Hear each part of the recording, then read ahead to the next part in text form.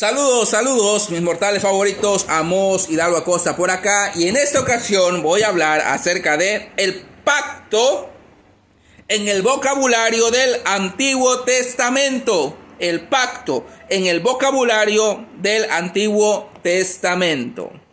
Vamos para allá. Desmond y Baker nos mencionan lo siguiente. Abro cita. No se puede negar que la alianza, es decir, el pacto, es un motivo teológico principal en el conjunto del Pentateuco. El término en sí, berit, se encuentra unas 82 veces solo en el Pentateuco y se usa para describir alianzas tanto entre personas como entre Dios y los seres humanos. Cierro cita. Es importante el dato que nos arroja Desmond y Baker de que tan solo en el Pentateuco la palabra berit aparece 82 veces, mientras que en todo el Antiguo Testamento, de acuerdo con J.M. Tellería, se hace uso de este término en 285 veces. Ciertamente con estos datos podemos ver que la palabra pacto, berit, en hebreo, tanto cultural como teológicamente, es para los hagiógrafos, es decir, escritores originales, es un concepto importante que no podemos pasar por alto. Por ello, comparto a continuación las palabras de Alfonso Ropero respecto al uso de esta expresión en su contexto primario. Abro cita. Hacer alianzas, pactos y tratados era algo cotidiano entre los hebreos más allá de la esfera religiosa. Cierro cita.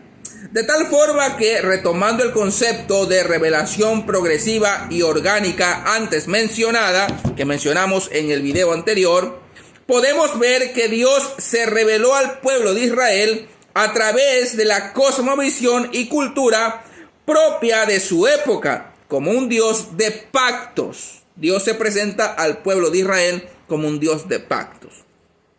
Partamos entonces de la definición de dicha palabra. Abro cita. El término hebreo berit se traduce como alianza, pacto, aunque algunas veces se vierte como promesa, compromiso, obligación, acuerdo, contrato o tratado. Su etimología es incierta. Entre las sugerencias que se aceptan de manera más general se encuentran las siguientes. Número 1, de la raíz verbal brb, que significa ver o decidir. Número 2, de la preposición birit, desconocida en hebreo pero encontrada en acadio, que significa entre. O número 3, del sustantivo biritú, encontrado en acadio y también en el Talmud, que significa cerrojo o grillete. Cualquiera que sea su origen etimológico exacto, en general una alianza es una promesa solemne entre dos partes, que se convierte en vinculante mediante un juramento. Ambas partes reconocen esta promesa como el hecho formal que les obliga a cumplir las promesas realizadas en la alianza. Cierro cita. Formas de pacto en el antiguo cercano Oriente. J.M. Tellería hace mención que los pactos son muy antiguos. De hecho, el concepto de pacto es reflejo de un mundo arcaico de pastores nómadas. No obstante, dichas alianzas o pactos antiguos también podían tener lugar entre grupos sociopolíticos distintos, creando así o regulando la relación entre ellos.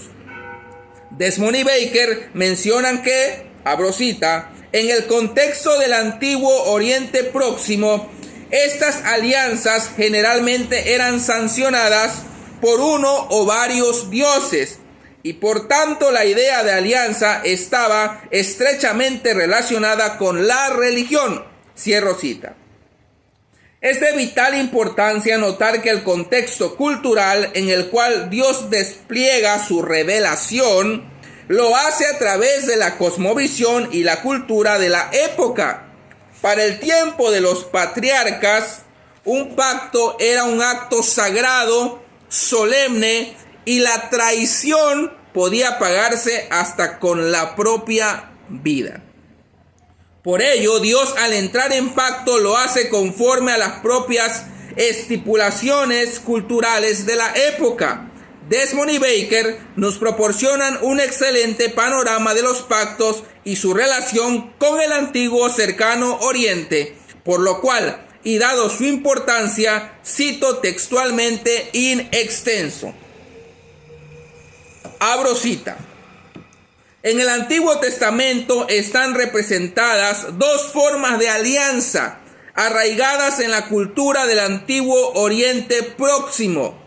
Número 1, la alianza de concesión real, conocida por las fuentes asirias, babilonias e hititas, se ha utilizado para identificar la forma e interpretación de las alianzas abrahámica y davídica. La función de la concesión real era la de otorgarle tierras o una casa a un vasallo leal por su fidelidad y servicio extremadamente útil en el pasado. Como tal, la concesión real era una recompensa. El segundo tipo de alianza que hallamos en el Antiguo Testamento sigue muy de cerca los tratados de vasallaje, conocido por primera vez a partir de los tratados hititas que datan de la Edad del Bronce. Este tipo de alianza está presente también en diversos periodos posteriores. Este uso tan amplio significa que, si bien la forma resulta útil para comprender la función del material bíblico, no lo es tanto a la hora de fechar los pactos de este tipo. El tratado de vasallaje se relaciona íntimamente con la alianza mosaica y por tanto con el decálogo. Cierro cita.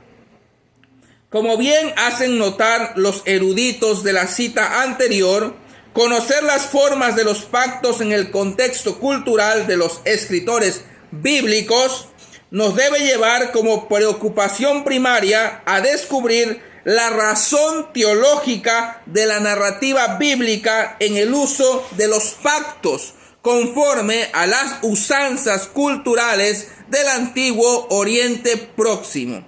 No tanto para fechar los pactos, sino para comprender la función del material bíblico.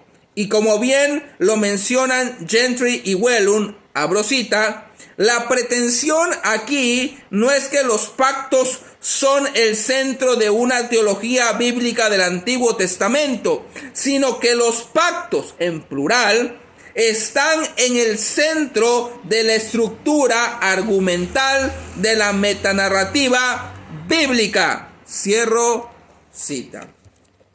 Y aquí la importancia de conocer, asimilar e interpretar la Biblia a través de sus pactos. Paz y gracia del Eterno.